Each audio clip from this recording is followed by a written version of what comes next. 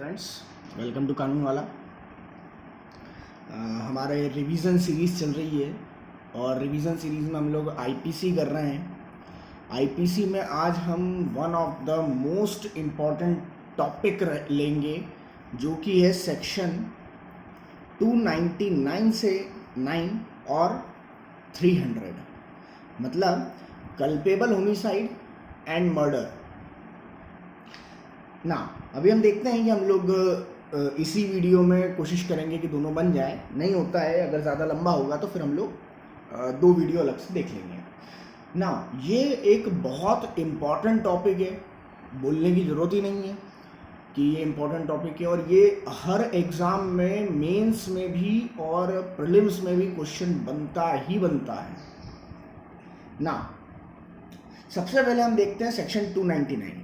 तो 299 में हम बात करें तो ये बताता है कल्पेबल होमिसाइड के बारे में ना। कल्पेबल का मतलब होता है सदोष, होमिसाइड का मतलब होता है मानववध। तो कल्पेबल होमिसाइड मतलब सदोष मानववध ना। अगर हम बात करें तो होमिसाइड, हम इसको ऐसा देख सकते हैं कि होमिसाइड होता है मतलब मानववध। मानववध दो टाइप के होते हैं, कल्पेबल और नॉन कल्पेबल। ठीक है, कल्पेबल होमिसाइड जो है वो भी हम बोल सकते हैं कि दो टाइप के होते हैं। पहला जो कि मर्डर की श्रेणी में आते हैं और जो मर्डर की श्रेणी में नहीं आते हैं, मतलब जो प्रॉपरली तरीके से हम बोल सकते हैं कि जो इंटेंशनल है और जो नॉन इंटेंशनल है ना। होमो का मतलब होता है, होमिसाइड में होमो का जो मतलब होता है, होमो होमो का मतलब होता है मैन, और सीडो सीडो का मतलब होता है कट। तो मानव को काट देना, मार देना, वध कर देना, ये बेसिकली होमिसाइड का मतलब है। इसमें अगर हम बात करें स्टीफन की अगर हम बात करें तो स्टीफन ने इसको बोला है कि व्हेन वन मैन, एक आदमी, या जिसको हम बोल सकते हैं person, when one person kill another person then it is called culpable homicide ना। अगर पर्सन की बात करें तो पर्सन की डेफिनेशन कहाँ आ जाएगी, सेक्शन 11 में, सेक्शन 11 ऑफ आईपीसी पर्सन की डेफिनेशन आ जाएगी। अब डेथ है तो डेथ की डेफिनेशन कहाँ जाएगी, 46 में। लाइफ की डेफिनेशन भी आएगी क्योंकि लाइफ खत्म हो रही है तो 45 में। ये इंपॉर्टेंट डेफिनेशंस बन रही है ना। सबसे इंपॉर्टेंट चीज है मानव शरीर के विरुद्ध, against the body of the person, जो क्राइम्स होते हैं उसमें सबसे इंपॉर्टेंट चीज है। तो स्टीफन ने कहा कि एक पर्सन के द्वारा जब फर्स्ट पर्सन के द्वारा जब सेकेंड पर्सन को मारा जाता है तो हम इसको बोलते हैं कल्पेबल होमिसाइड। ठीक है ना। हमने ये भी देख लिया कि कल्पेबल होमिसाइड दो टाइप के होते हैं। पहला होमिसाइड दो टाइप के होते हैं, कल्पेबल और नॉन कल्पेबल।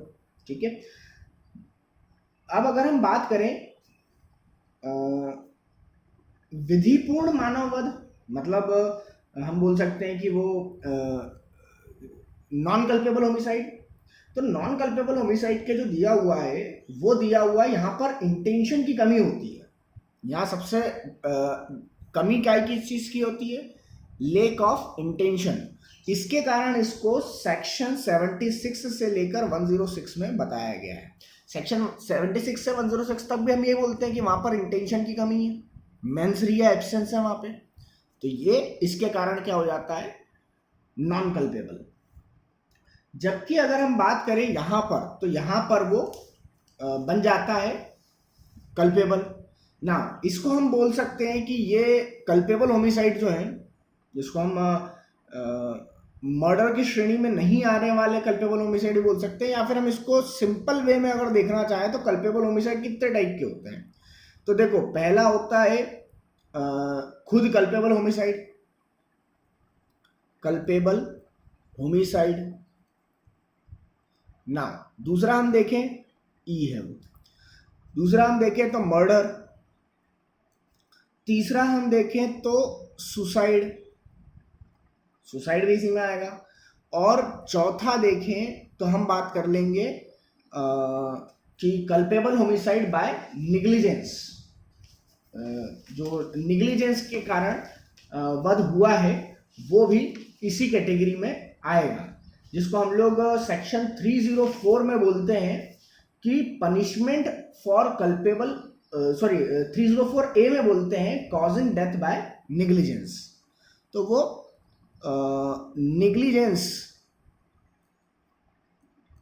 निग्लिजेंस के थ्रू अगर कोई डेथ होती है तो उसको हम बोलेंगे ना। 299 की अगर हम बात करें 299 की, तो 299 ये बोलता है कि वो व्यक्ति जो कि जिसका इंटेंशन है डेथ करना, इंटेंशन ही क्या है कि वो डेथ कारित करे, और उस डेथ कारित करने में या फिर ऐसी क्षति दे, ऐसी इंजुरी दे कि जिससे डेथ हो जाए। Whoever caused death by doing an act, अब यहां पे क्या एसेंशियल चीजें हो गई है, कोई एक्ट होना चाहिए जिसके थ्रू डेथ होना चाहिए। डेथ ह्यूमन बीइंग की होगी, जानवरों की नहीं हो सकती है, ठीक है। इंटेंशन होना चाहिए, इंटेंशन, या इसको अपन ऐसा भी लिख सकते हैं एक्ट विच कॉज डेथ, ठीक है। और उसमें क्या क्या एसेंशियल है कि इंटेंशन होना चाहिए, intention of causing death, intention of causing death है। या फिर हम बोले causing bodily injury, bodily injury that में result into death, result into death. पहला क्या है, इंटेंशन, दूसरा बॉडीली इंजुरी जिससे कि डेथ हो जाए। या फिर नॉलेज, नॉलेज किस बात का, नॉलेज दैट द एक्ट में cause death of a person, तो हम इसको बोलेंगे कि यहां पर कल्पेबल होमिसाइड हो रहा है। क्लियर। अब देखो यहां पे हमको तीन चीजें याद रखना है डेफिनेशन में। पहला है intention, intention of causing death. दूसरा causing such bodily injury that में रिजल्ट इनटू कॉजिंग डेथ। और तीसरा और नॉलेज दैट द एक्ट में cause into death of a person, तो हम उसको बोलेंगे कि यहां पर कल्पेबल होमिसाइड हो रहा है। क्लियर। यहां हमको सेक्शन 299 और 300 इसको डिफरेंस समझने के लिए या इसको प्रॉपरली तरीके से समझने के लिए सबसे बढ़िया चीज ये होती है कि हमको इसकी बेसिक चीजें पता हो जाए। जैसे हमको कल्पेबल होमिसाइड में क्या क्या चीज चाहिए, इंटेंशन चाहिए, बॉडीली इंजुरी चाहिए और नॉलेज चाहिए। अगर ये तीनों चीज हमको पता है तो हम बोल सकते हैं कि हाँ कल्पेबल होमिसाइड आ रहा है। और हर सिचुएशन पे हमको ये चीजें लगा के देखना पड़ेगा कि कौन सी चीज बैठ रही है। जैसे हम लोग एक एग्जाम्पल देखते हैं जो बेयर एक्ट से ही है। एक व्यक्ति ने गड्ढा किया, गड्ढा करके और उसके ऊपर लकड़ी बिछा दी, लकड़ी बिछा के उसके ऊपर घास बिछा दी या पत्तियां बिछा दी, जिससे ऐसा लगे कि वो साधारण जमीन है और उससे कोई आए और उसमें गिर जाए, गिरने के कारण उसकी डेथ हो जाए। क्लियर। अब उसको पता है कि बॉडीली इंजुरी हो सकती है, क्लियर, जो कि रिजल्ट इनटू डेथ होगा, ठीक है। उसको नॉलेज भी है इस चीज का। और इंटेंशन हम बोल सकते हैं कि इंटेंशन हो सकता है जानवर को पकड़ने का, जो भी हो, ठीक है। बट बॉडीली इंजुरी होगी और उसको नॉलेज है कि कोई व्यक्ति अगर गिरेगा तो उसमें डेथ उसकी पक्की है, तो यहां पर ये कल्पेबल होमिसाइड आएगा। दूसरा एग्जांपल देखें कि एक व्यक्ति जो है वो बश के पीछे ए जो है शिकार करने गया, जेड जो है वो झाड़ियों के पीछे छुपा हुआ है, बी को पता है कि जेड झाड़ियों के पीछे छुपा है, ए को नहीं पता है। बी ने ए को बोला कि झाड़ियों के पीछे कोई मतलब जानवर की आहट आ रही है तो तुम इसको मार डालो। इसने बश के पीछे, बश पे गोली चलाई, झाड़ियों पे गोली चलाई और वो जेड जो है उसकी डेथ हो गई। क्लियर ना? अब यहां पर ये कल्पेबल होमिसाइड होगा। ठीक है, हम बोल सकते हैं कि ये ए के पॉइंट ऑफ व्यू से हो सकता है कि वो ले कोई से डिफेंस ले ले 76 से लेकर 106 तक, कि उसको पता ही नहीं था उसको अपनी लाइफ को बचाने के लिए, या बी ने उसको बोला कि वहां पे पीछे शेर है, भालू है, वो बचाने के लिए उसने मारा है, तो ए अपना प्रोटेक्शन ले सकता है। बट बी जो है, बी ने कल्पेबल होमिसाइड किया है। क्लियर ना? सी की अपन बात करते हैं, सी नंबर इलस्ट्रेशन की बात करते हैं कि ए जो है वो एक पक्षी को मारने गया, पक्षी का शिकार करने गया और उस पक्षी को मार के उसको चुराने का उसने प्रयास कर रहा है। बी जो है वो झाड़ियों के पीछे बैठा है, ए को पता नहीं है कि वो झाड़ियों के पीछे बैठा है। हालांकि ए जो है वो चूंकि पक्षी को मार के और चुराने का काम कर रहा है, मतलब अनलॉफुल एक्ट कर रहा है, पर वो कल्पेबल होमिसाइड के लिए गिल्टी नहीं रहेगा। क्यों? क्योंकि ना ही उसका बी को मारने का इंटेंशन था, ना ही उसको नॉलेज था, ना ही उसने बॉडीली इंजरी करने की कोशिश करी। क्लियर? तो वो तीनों डेफिनेशन में नहीं बैठ रहा है, तीनों पॉइंट्स पे नहीं बैठ रहा है, इसलिए वो कल्पेबल होमिसाइड नहीं होगा ना। अब मैं पेज पलटाने की बजाय यहीं पर अपन समअप करते हैं। इसमें 3 एक्सप्लेनेशंस भी दिए हुए हैं, 3 एक्सप्लेनेशंस दिए हैं। हम इसी तरह देखेंगे एक्सप्लेनेशंस, 3 एक्सप्लेनेशन। ये 3 एक्सप्लेनेशन, जैसे ये 3 कंडीशंस हमको याद रखना है, इंटेंशन, बॉडीली इंजरी और नॉलेज, वैसे के वैसे ही हमको ये 3 एक्सप्लेनेशन भी बाय हार्ट हो जानी चाहिए। क्या बोल रहा है कोई व्यक्ति? देखिए यहाँ पहला इलस्ट्रेशन जो है, पहला एक्सप्लेनेशन जो है वो बहुत इंपॉर्टेंट है। ये मर्डर के इलस्ट्रेशन बी से भी रिलेट हो रहा है। हम मर्डर का बेयर एक्ट में इलस्ट्रेशन बी देखेंगे तो वहां से भी रिलेट हो रहा है। ये पहला वाला क्या बोल रहा है कि कोई व्यक्ति अगर एक्सेलरेट द डेथ करता है, accelerate the death of someone, ये करता है, मतलब एक्सेलरेट द डेथ कैसे कर रहा है? कोई व्यक्ति है ना, कल्पेबल होमिसाइड में कब आएगा और मर्डर में कब आएगा, यहां डिफरेंस हम समझते हैं। और पहले हम एग्जांपल देखते हैं, एक्सप्लेनेशन देखते हैं। कोई व्यक्ति जिसको कोई सीरियस बॉडीली इंजरी है, या कोई व्यक्ति जिसको कोई बीमारी है, सपोज करिए कैंसर है उसको, या कोई ऐसी बीमारी है जिसमें अगर चोट लगती है तो उसकी डेथ निश्चित हो जाएगी ना।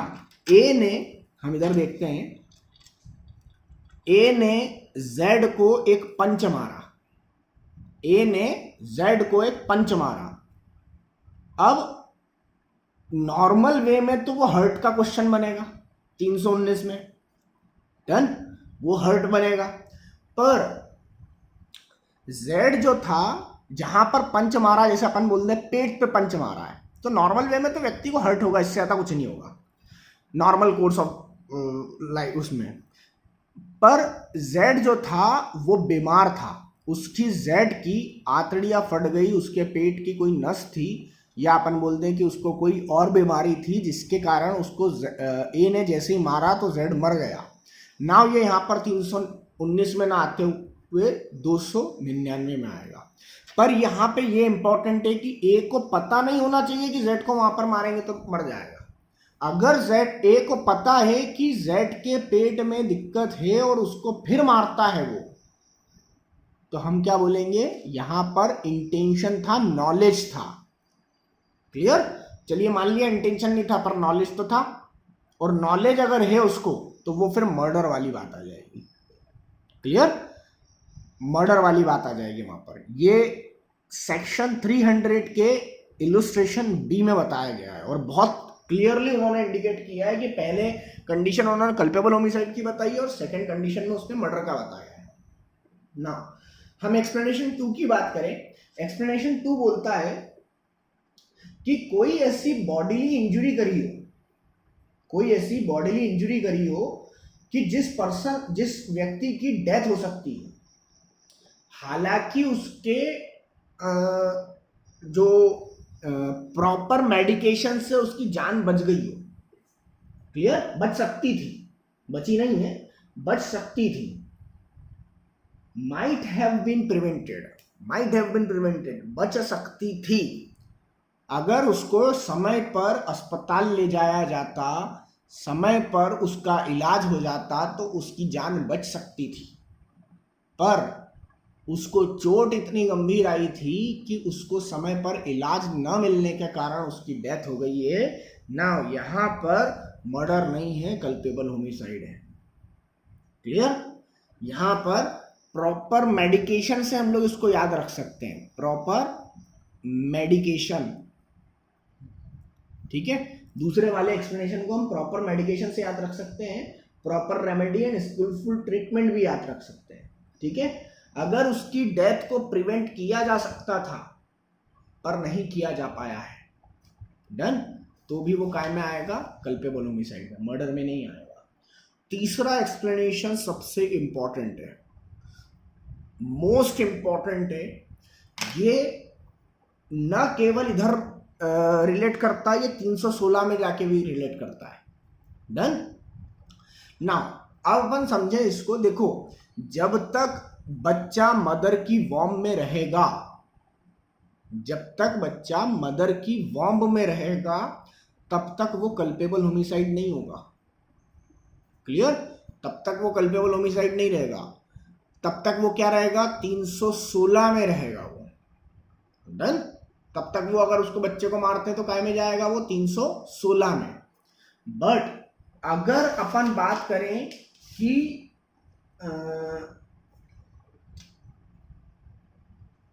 वो बच्चा या तो पैदा हो गया है, या अपन बोले कि वो पूरा पैदा नहीं हुआ है, कोई पार्ट उसका बाहर निकल आया है। ठीक है, मदर के वॉर्म से कोई पार्ट जो है वो बाहर निकल आया है, हालांकि भले से उसने सांस नहीं ली हो, बट अगर उसकी एक उंगली भी बाहर आ गई है और फिर उसको मारा जाता है तो फिर वो कल्पेबल होमिसाइड हो सकता है। बट जब तक वो मदर वॉर्म में है वो कल्पेबल होमिसाइड नहीं होगा। एक्सप्लेनेशन 3 बहुत इंपॉर्टेंट है और कई बार क्वेश्चन बना है इस पे, इसलिए मैं पूरा पढ़ने की कोशिश करता हूं। Causing the death of a child in the mother वॉर्म इज नॉट होमिसाइड, ये वध नहीं है, क्लियरली बोल रहा है। But it may amount to, हो सकता है culpable amount homicide to cause death of a living child, अगर लिविंग चाइल्ड को मारा जाता है तो। If any part of that child have been brought forth, अगर कोई सा पार्ट उसका बाहर निकला है, दो द चाइल्ड में नॉट हैव ब्रीथेड और कंप्लीटली बॉर्न, भले से वो बच्चा जो है वो कंप्लीटली बॉर्न नहीं हुआ हो ना। अब ये भी ध्यान रखना है हमको कि यहाँ पर क्विक बॉर्न चाइल्ड नहीं लिखा है। 316 में अगर हम जाते हैं तो वहां पर क्विक बॉर्न चाइल्ड लिखा रहता है, यहाँ पर चाइल्ड लिखा है। क्विक बॉर्न चाइल्ड क्या होता है, जिस क्षण से मतलब 6वें या 7वें मंथ ऑफ प्रेगनेंसी, जहां से हम बोल सकते हैं कि बच्चे में जान आ जाती है, उसके बाद उसको क्या बोलते हैं, क्विक बॉर्न चाइल्ड। क्लियर?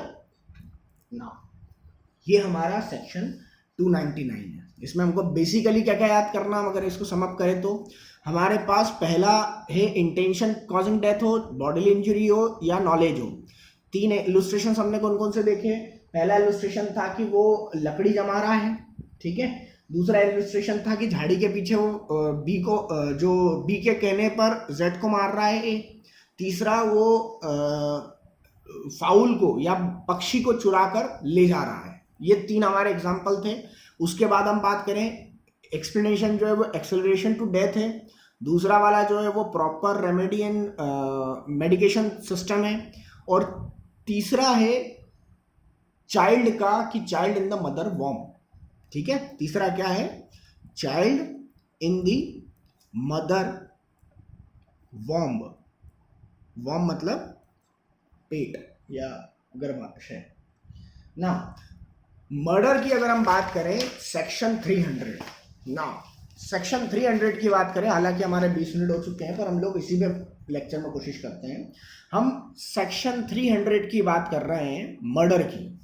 ना मर्डर के लिए अगर हम लोग बात करें तो मर्डर में सबसे पहले 4 कंडीशंस दी हुई है, 4 प्रॉपर्टीज बताइए, 4 एसेंशियल चीज बताइए। इसमें हम लोग फर्स्ट देखें कि कब कोई चीज मर्डर होगी। तो कल्पेबल होमिसाइड मर्डर होगा, वो एक्ट मर्डर होगा जब वहां पर इंटेंशन टू कॉज डेथ है, इंटेंशन टू कॉज डेथ। अब ये तो सर कल्पेबल होमिसाइड में भी था, ये तो कल्पेबल होमिसाइड में भी था, तो फिर यहां पे इंटेंशन और वहां के इंटेंशन में क्या अंतर है? देखो इसको हम लोग कई केस लॉ में देख सकते हैं, कहीं उसमें देख सकते हैं कि इंटेंशन अगर स्ट्रांग होता है कि मारना ही है और इसी व्यक्ति को मारना है, तो वहां पर क्या होता है? मर्डर। इंटेंशन जहां वीक होता है, उसकी प्रोबेबिलिटी कम होती है, तो वहां पर कल्पेबल होमिसाइड बोल सकते हैं। ठीक है, बेसिकली हम लोग उसको देखेंगे अभी। प्रोबेबिलिटी वाला पॉइंट सबसे इंपॉर्टेंट है, जो कि आपको रामबाण की तरह से काम करेगा ना। सेकंड हम लोग बात करें बॉडीली इंजुरी, सेकंड पॉइंट भी कल्पेबल होमिसाइड जैसा ही है कि बॉडीली इंजुरी करते हैं, सच बॉडीली इंजुरी दैट में रिजल्ट इनटू कॉज डेथ, ये भी वही है ना। तीसरा पॉइंट बात करें थर्ड वाला, ये वो प्रोबेबिलिटी वाला है, intention of causing bodily injury. Intention होना चाहिए to cause bodily injury or to any person, the bodily injury intended to be inflicted the sufficient is sufficient in the ordinary course of nature to cause death. Clear? ये हमारा तीसरा और चौथा point जो आएगा ना, ये सबसे ज्यादा इंपॉर्टेंट है कि वो बॉडीली इंजुरी जो है ना वो सफिशिएंट होना चाहिए। सफिशिएंट, सफिशिएंट काय में होना चाहिए? सफिशिएंट होना चाहिए in the ordinary course of business, in the ordinary course of business या ordinary course of nature to cause death. मतलब यहां पे क्या बोलने की बात कर रहा है कि वो बॉडीली इंजुरी इस इंटेंशन के साथ की गई हो कि उससे मानव की हत्या होगी ही होगी, इतना हो जाती है नॉर्मल वे में, इन ऑर्डिनरी कोर्स ऑफ नेचर। ठीक है, ये हमको याद रख सकते हैं। जैसे पहला वाला हम इंटेंशन से याद रखेंगे, दूसरा वाला हम लोग बॉडीली इंजुरी बात करेंगे, और तीसरा बात करेंगे in ordinary course of nature the bodily injury में result into the cause of death of a person. चौथा पॉइंट, नाउ अब क्लियरली प्रोबेबिलिटी की बात करेंगे हम लोग चौथे पॉइंट में। If a person committing an act knowing that it is so eminently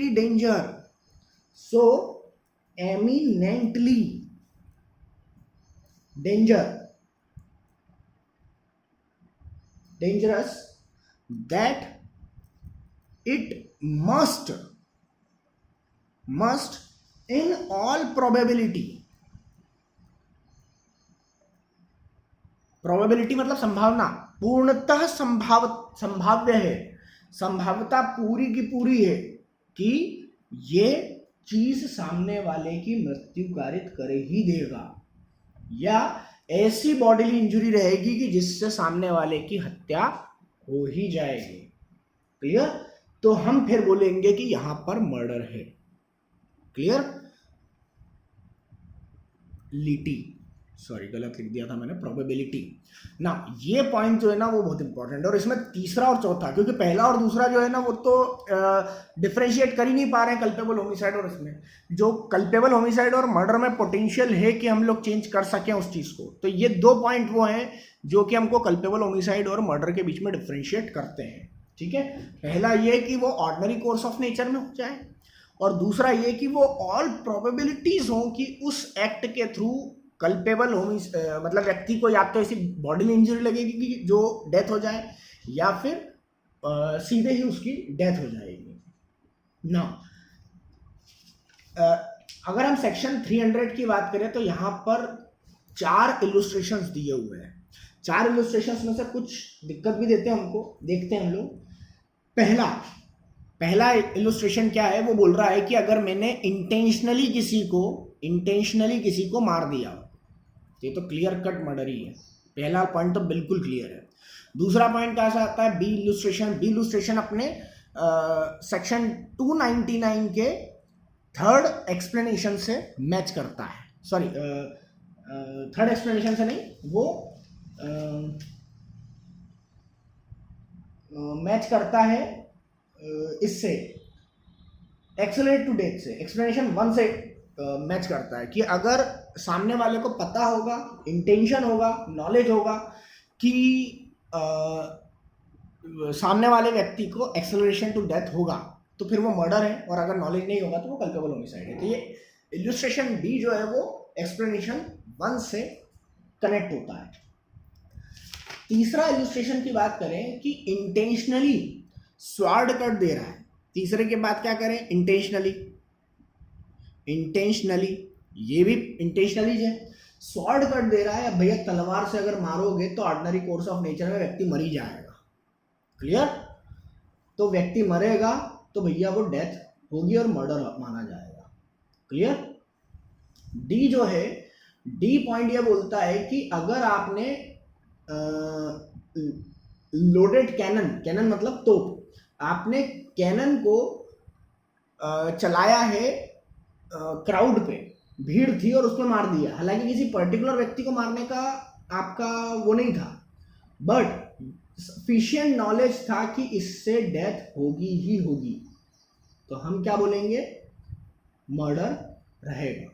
किसी पर्टिकुलर व्यक्ति को मारने का नहीं है।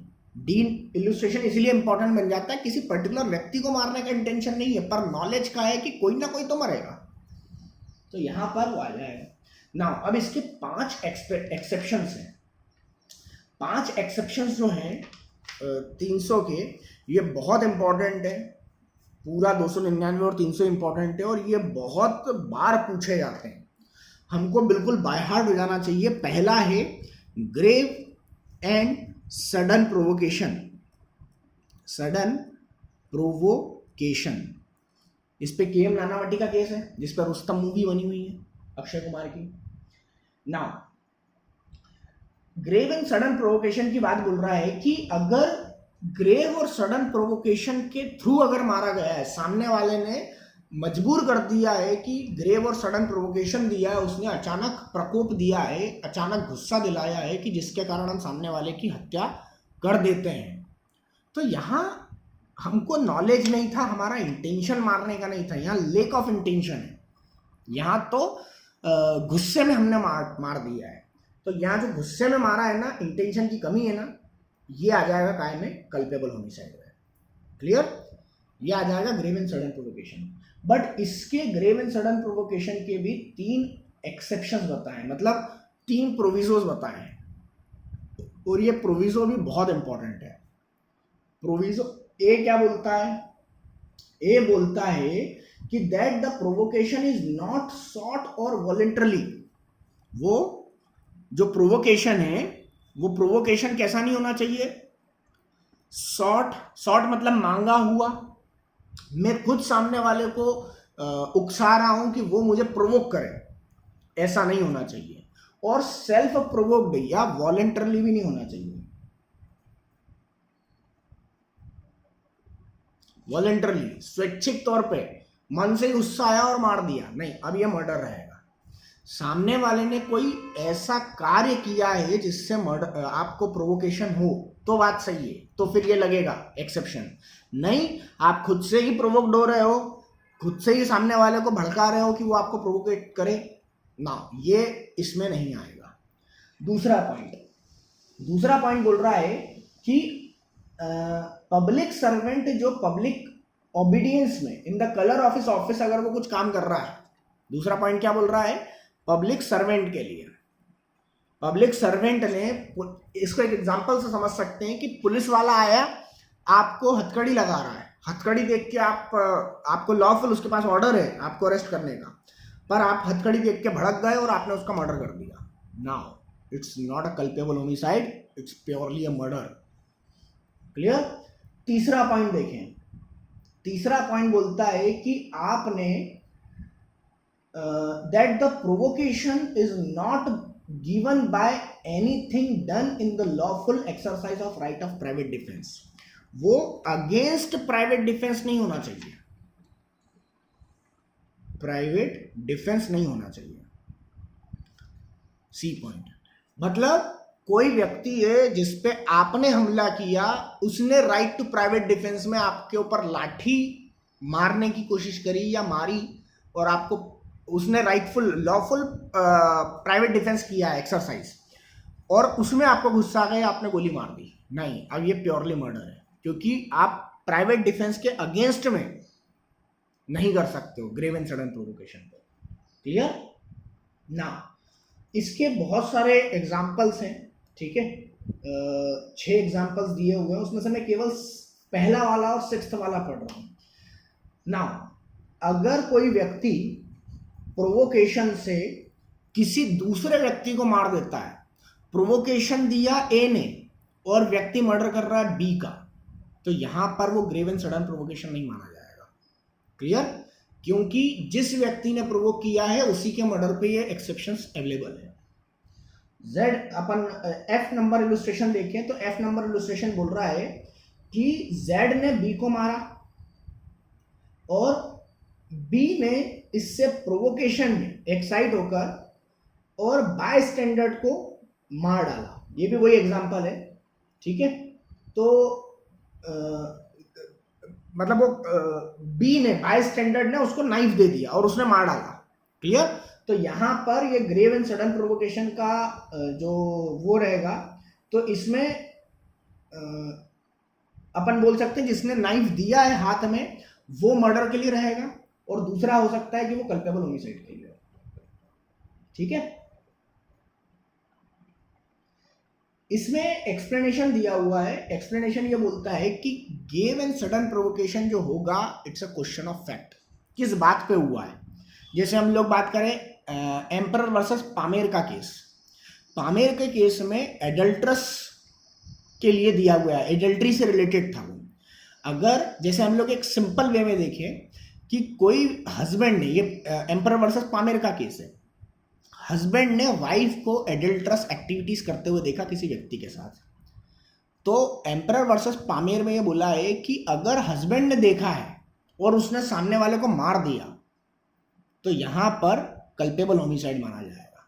बट अगर वो हस्बैंड वाइफ का रिलेशनशिप नहीं था, कोई दूसरे ने देखा है और फिर उसने मार दिया, तो यहां पे मर्डर आएगा, क्योंकि अपनी वाइफ को किसी के साथ देखने में ज्यादा गुस्सा आएगा, क्वेश्चन ऑफ फैक्ट रहेगा। दूसरे को देखने में ऐसा वो नहीं है, तो यहां क्वेश्चन ऑफ फैक्ट रहेगा कि ग्रेव एंड सडन प्रोवोकेशन कब रहेगा। दूसरा एक्सेप्शन की बात करें तो दूसरा एक्सेप्शन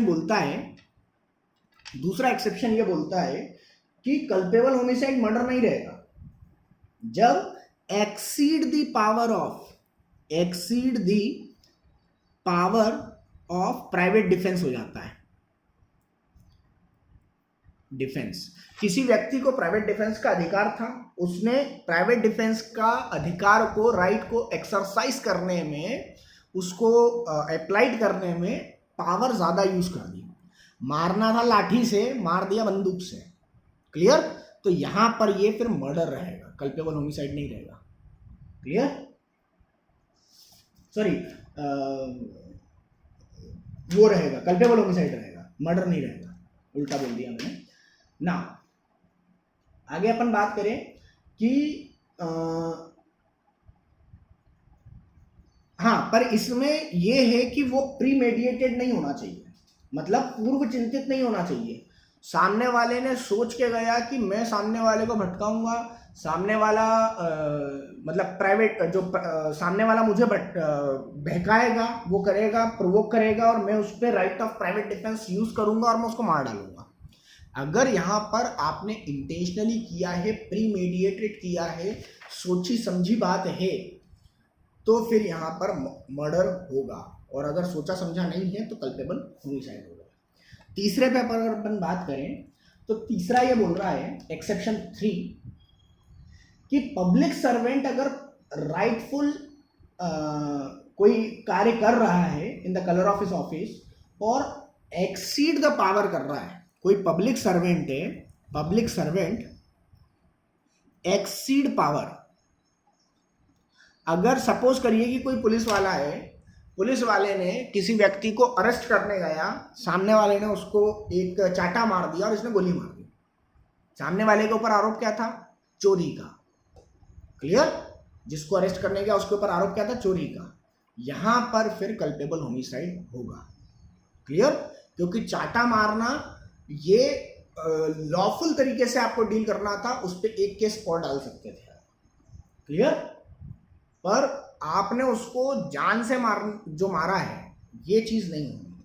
हालांकि सीआरपीसी में हम देखें तो उसको हर पावर मिलती है पुलिस वाले को अरेस्ट करने के लिए, वो फोर्स लगा सकता है, पर वो फोर्स जो है ना वो डेथ तक नहीं जा सकता है अनलेस एंड अदरवाइज कि सामने वाले का जो ऑफेंस है वो पनिशेबल बाय डेथ हो। क्लियर ना? आगे हम बात करें कि वो सडन फाइट, चौथा जो है वो क्या बोल रहा है? सडन फाइट का। सडन फाइट ये भी इसके जैसा प्री मेडिएटेड नहीं होना चाहिए। सडन फाइट में प्राइवेट डिफेंस में अपने जैसे बात करी थी, कोई सा भी प्री मेडिएटेड नहीं हो सकता है। प्री मेडिएटेड मतलब पूर्व चिंतित, पहले से प्लान किया हुआ। सडन फाइट में अगर आप किसी को मार देते हो तो वहां पर कल्पेबल होमिसाइड लगेगा। ठीक है? जैसे सडन क्वारल हुआ, ठीक है, और जहां पर आपका इंटेंशन नहीं था पहले से, तो फिर ये आएगा। ठीक है? इसका एक्सप्लेनेशन ये बोलता है कि ये इममटेरियल रहेगा कि पहली बार प्रोवोक किसने किया या असॉल्ट किसने किया, इससे कोई मतलब नहीं पड़ेगा। क्लियर? सडन फाइट में पांचवा पॉइंट है कि सामने वाले ने कंसेंट दे दी गई हो, और कंसेंट देने वाला कौन हो? 18 ईयर्स से बड़ा हो। ठीक है? इसके भी बहुत सारे केस है, जैसे पुनोई फातिमा का केस है। पुनोई फातिमा के केस में सेक्शन 300 के एक्सेप्शन 5 में आया हो। क्लियर? तो उसमें बोला गया है कि आपने सामने वाले की कंसेंट से उसको डेथ करी हो। ठीक है?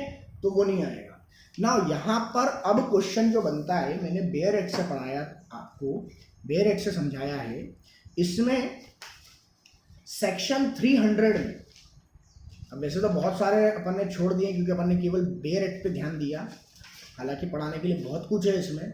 मैं एक अलग से भी वीडियोस बना देता हूँ ताकि आपको रेफरेंस वगैरह भी दे सकूँ। 299 का अलग, 300 का अलग। 300 का जो एक्सेप्शन 5 है, ये कई बार पूछा गया है कि जो एक्सेप्शन 5 है, अच्छा एक्सेप्शन 5 में बबलून हिजड़ा वर्सेस आर का भी केस है, बबलून हिजड़ा का केस। ठीक है? वो भी एक्सेप्शन 5 में आता है। नाउ मर्सी डेथ और यूथनेशिया ये भी एक्सेप्शन 5 पे ही आता है। कई बार पूछा गया है कि यूथनेशिया कहाँ हमको देखने को मिलता है। यूथनेशिया पर पाबंदी, मतलब वहाँ मर्डर आप नहीं कर सकते हो। यूथनेशिया पे, इच्छा मृत्यु पे या दया मृत्यु पे आप नहीं कर सकते हो। वो ऋतिक रोशन की एक मूवी बनी थी शायद, ऐश्वर्या राय और ऋतिक रोशन, मैजिशियन वगैरह था समथिंग, मुझे नहीं पता क्या नाम है मूवी का ना। तो वो यूथनेशिया जो है वो भी इसी पॉइंट में आएगा। यूथनेशिया वर्ड आईपीसी में कहीं पर नहीं है, पर वो यहाँ से इंडिकेट होता है ना। अब हम लोग 299 का एक अलग से वीडियो बना रहे हैं, 300 का एक अलग से वीडियो बना रहे हैं, क्योंकि बहुत इंपॉर्टेंट है ये, हम लोग इसको छोड़ नहीं सकते हैं किसी भी पॉइंट ऑफ व्यू से। ठीक है? भले से रिवीजन में ही क्यों ना है, टाइम एक्सटेंड होगा बट हमको मंजूर है। चलिए, तो हम लोग नेक्स्ट वीडियो में मिलते हैं। Thank you. Please like, share कानून वाला एंड सब्सक्राइब ऑल्सो कानून वाला। Thank you.